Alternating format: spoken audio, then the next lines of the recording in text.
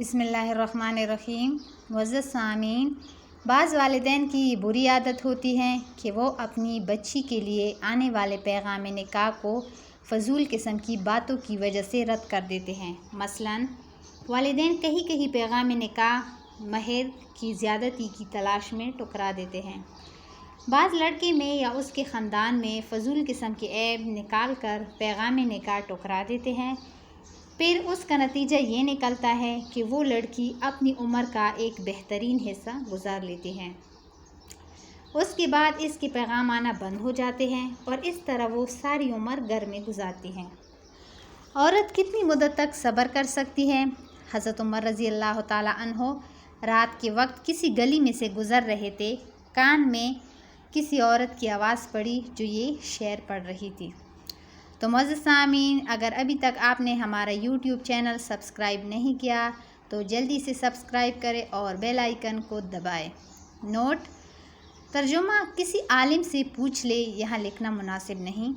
حضرت عمر رضی اللہ تعالیٰ عنہ نے وجہ دریافت فرمائی تو معلوم ہوا کہ اس کا شوہر مدت طویلہ سے جہاد میں گیا ہوا ہے۔ حضرت عمر رضی اللہ تعالیٰ عنہ نے حضرت حفصہ رضی اللہ تعالیٰ عنہا سے فرمایا کہ سمجھدار عورتوں کی شورا بلا کر یہ طے کرو کہ وہ کتنی مدت تک ضبط کر سکتی ہے۔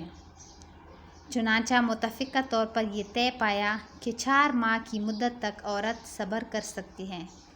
اس پر حضرت عمر رضی اللہ تعالیٰ عنہ نے قانون بنا دیا کہ اس مدت سے زیادہ کوئی شادی شدہ سپاہی جہاد میں نہ رہے۔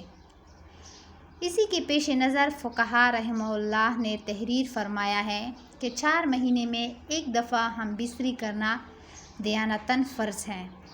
حضرت عمر رضی اللہ تعالیٰ عنہ تو ایک اعلیٰ مقصد اور اسلام کی چھٹی جہاد میں 4 ماہ سے زیادہ رہنے پر پابندی لگا رہے ہیں، لیکن ہمارے ہاں تو مرد ٹکے کمانے کے لیے سالوں سال دوسرے ممالک میں رہتے ہیں۔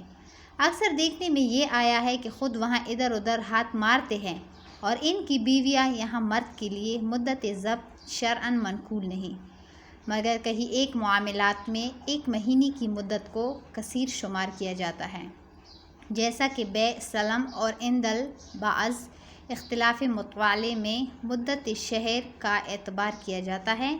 نیز 1 ماہ میں قمر اپنا دور کامل کر لیتا ہے جس کا انسانی خون پر اثر ہوتا ہے۔ اس لحاظ سے ثابت ہوتا ہے کہ مرد کی قوت برداشت کی انتہا 1 مہینہ ہے اور عورت کی 4 ماہ۔ دونوں کے تناسب سے معلوم ہوا کہ ایک مرد کے لیے 4 بیویاں کافی ہو سکتی ہیں۔